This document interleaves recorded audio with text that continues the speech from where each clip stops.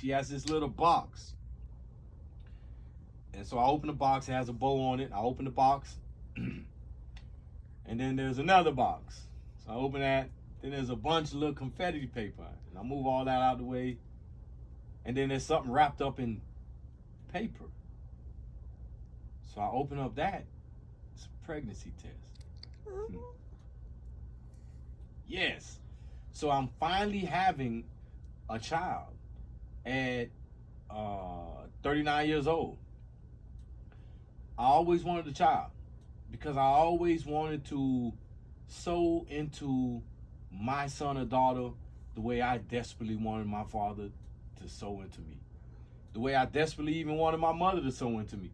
Because although she had all the love for us in the world, she had to do it all on her own. So she was not there often to give us all the love she had. But when she was there, it was there.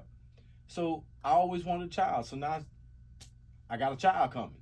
So I look her in the eyes and I say, baby, our child's going to be born in our own home. Didn't know how I was going to make it happen. Swear. I was living on a meager salary of nothing. Living with my father at that point. And in a room where we had to put a pot in the middle of the room to catch the water drops.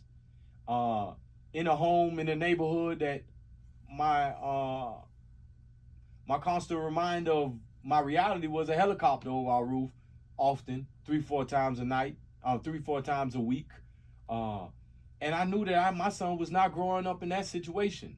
So I looked at my soon-to-be wife, and I looked her in the eyes, and I said, well, he'll be born in the home. And we got approved for a loan.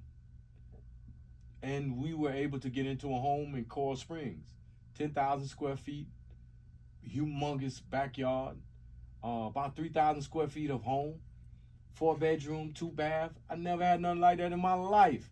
This was the movies to me. So now here I am, released from incarceration, about to be a father. We get into the home, we close on everything, and we finally get into the house on May 1st. My son was born May 13th. Mm-hmm. It was amazing to be a man who can say something and make it happen. It was amazing to be able to have a story to tell my son before he even got here on how his dad was able to make something happen for him. So I go from that to just a life now. You know, I have 3 bonus children. I have a daughter, Naisha, a son named Isaiah, and another son named Elijah.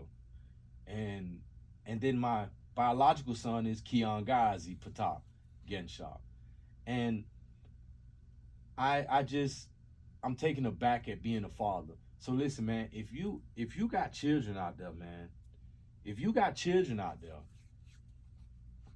and you talking about how you gonna get it right, and you still smoking Tucci, you still doing the foolishness, you still up and down on the rec yard with the dumb stuff, and you got children out there, man, you really, really, really, really need to just take a moment and reflect on how much you needed your dad.